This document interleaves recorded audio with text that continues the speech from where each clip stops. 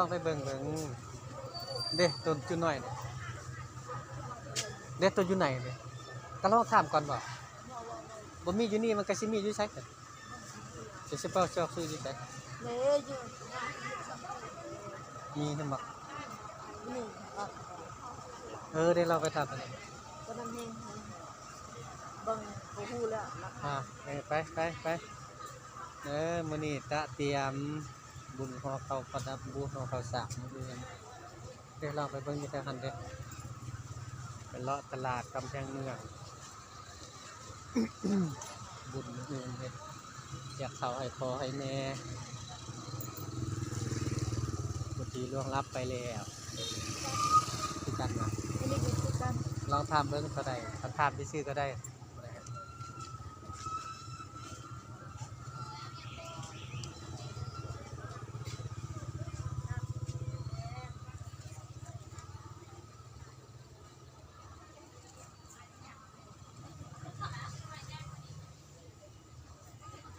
ซีโซ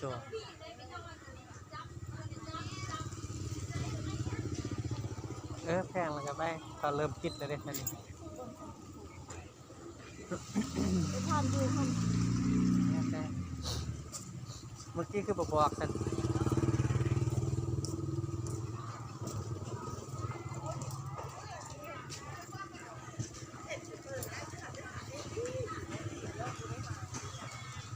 มาคำแพงเมืองนครหลวงเวียงจันทน์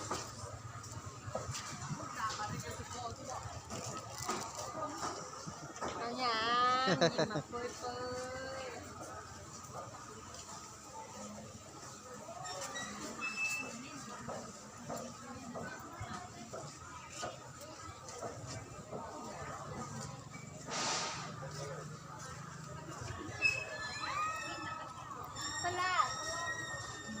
น างน้อยขาย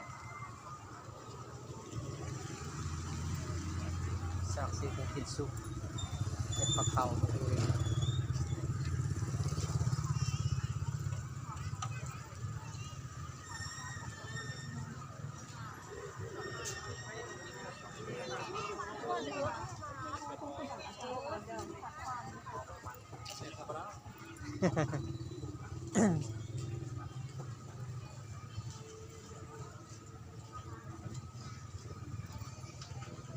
น้ำหวานบะบูดดอกเซตู้เย็นเอาทุ่งหนึ่งก็ได้แล้วคันเขาสิกินก็เอาซอง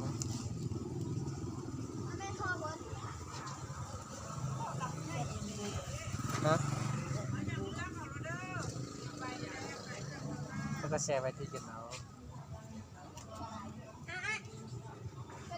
ทุ่งเท่าไหร่น้ำหวานเนาะ10,000ว่ะทุ่ง10,000เจ้าโอ้ญาติโยม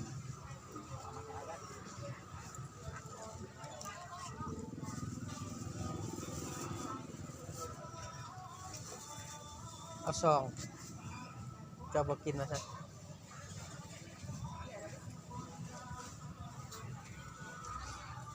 เจเป็นผู้จ่าย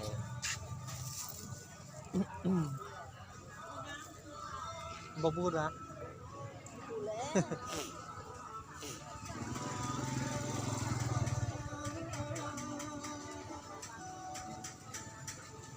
ซื้ออาหารแห้งว่ะเอาลาบสุดเอาลาบหนึ่งแล้วก็ส้มผักหนึ่ง อย่าง เอาหน่อไม้เขาก็มีแล้วเด้หน่อไม้หนึ่งแล้วก็ปิ้งปลาหนึ่งแล้วก็แจ่ว3เอาอีก6ให้ย่างเท่าไหร่ จานละ10,000เจ้า อย่างละ10 บาท ต้มเค็มหนึ่งกะเพราหนึ่ง บ่แม่นลาบว่ะ ตอนนี้เป็นกะเพราเจ้าลาบมาแล้ว ว่าคือบ่แม่นลาบเลย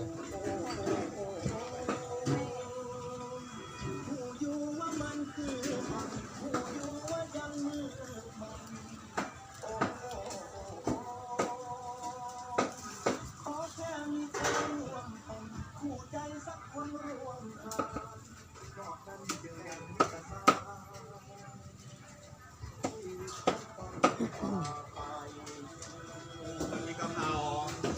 ต้มเค็มกันเติม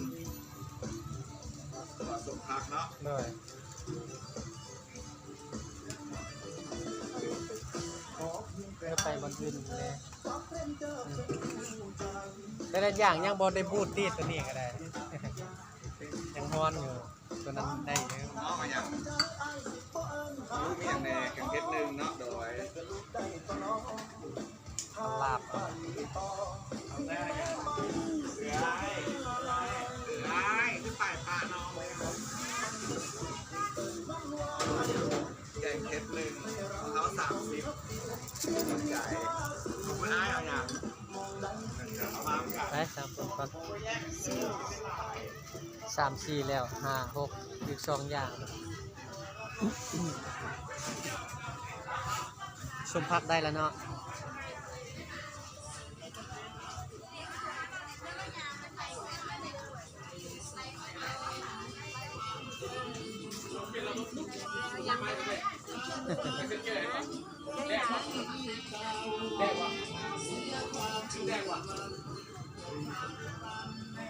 เยี่ยมเด้อคืนเด้อ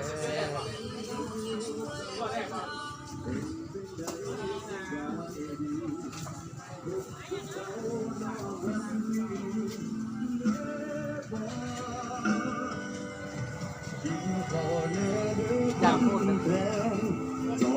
อยากพูด ไปจากเราสองอย่าทะเลาะกันให้บอกทุกครั้งไอ้บางจากเส้นก็ไปแล้ว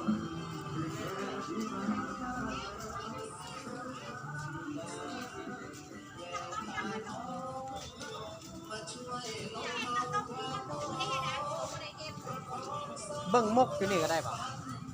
มุกอีหยัง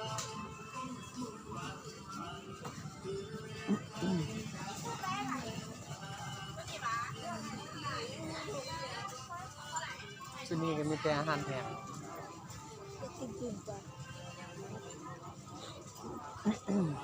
กินแล้วก็เอาทำ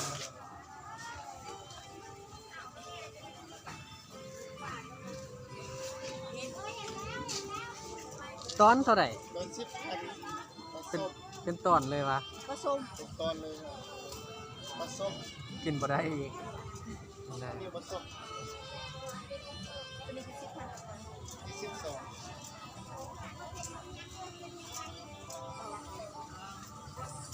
เอาข้าวสม เอาละ แล้วแต่ตัวเองจะกินล่ะก็เอาเขาก็สิเมื่อปิ้งคือเก่านะห่อสมห่อเท่าไหร่6,000นะ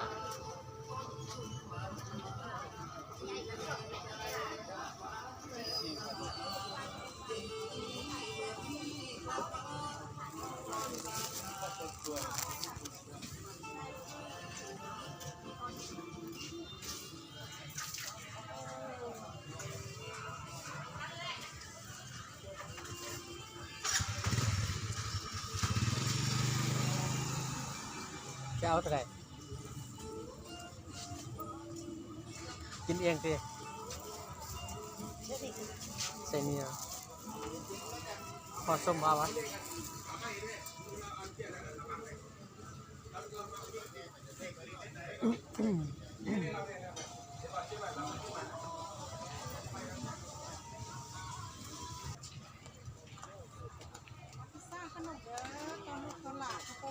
ก็ต้มมัดเท่าไหร่นี่ 10,000 เท่าไหร่ก็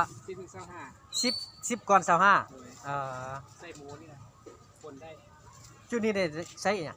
นี่ใส่กับกล้วยนี่ใส่กับข้าว มันมักมะพร้าวอยู่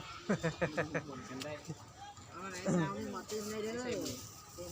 ได้เจ้า ต้มเครื่องมันจะใส่หมู สาวบอกสาวกระเทียมแคบไปเลย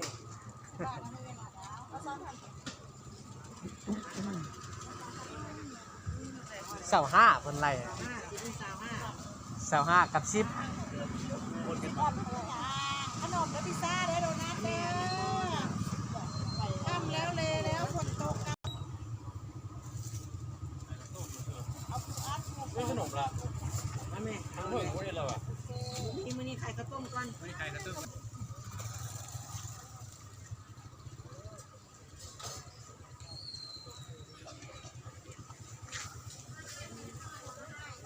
หึ กันย่างแล้วเนาะเขากินกันย่างบ่ครบ